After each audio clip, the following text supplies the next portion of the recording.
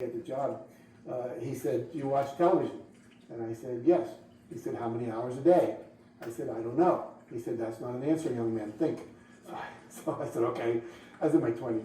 And so I went, well, I watch Good Morning America, or the Today Show in the morning. I come home, I watch the news. I usually watch an hour show or a late movie on TV, about 3 hours a day. He said, "Then I want you to cut out 1 hour a day of television." I said, "Why?" He said, "First of all, let me define what the television is. It's called the income reduction box."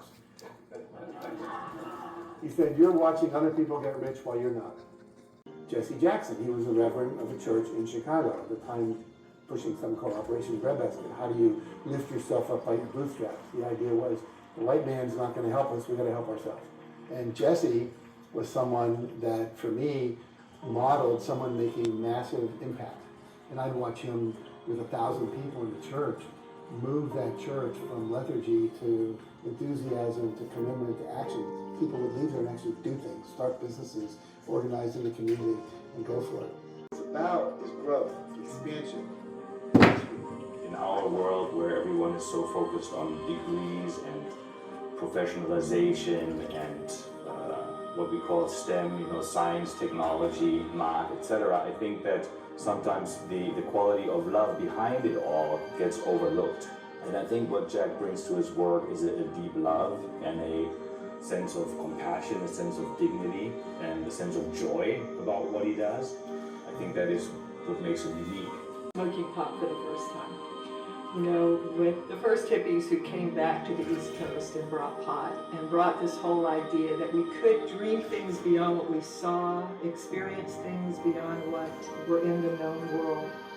The whole drug culture burns out after a while. I was never addicted, but it was like there's got to be a natural high. To your purpose.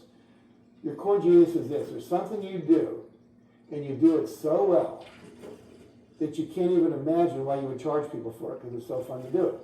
And this is both the blessing and the curse of entrepreneurs. Entrepreneurs are basically con men and women who have conned society to pay them to do what they love.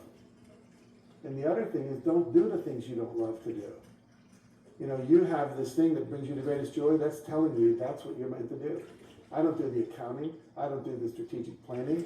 I don't do the marketing. I do what I do, which is develop the content, develop courses, teach the courses, do coaching, etc., and then surround myself with everything else. You're the average of the 5 people you spend the most time with. So one of the things I want you to do for homework is to think about who are the 5 people you spend the most time with. And then on a scale of 1 to 10, how positive are they? 10 being really positive, 0 being not at all. Anything less than a 5, I would recommend you don't spend time with them. Now some people say, "But that's my mom," right? Because don't become a stone, have me do that exercise. Make a list of all the people you spend time with, put a plus or a minus sign next to their name. Anyone with a minus sign, don't spend time with them.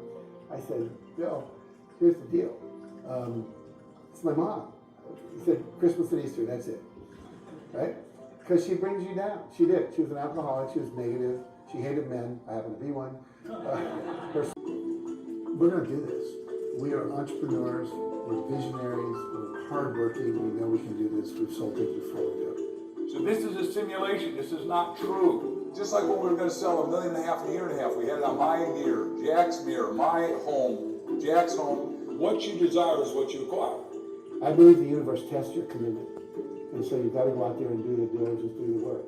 But now the law of attraction basically says that you don't have to suffer.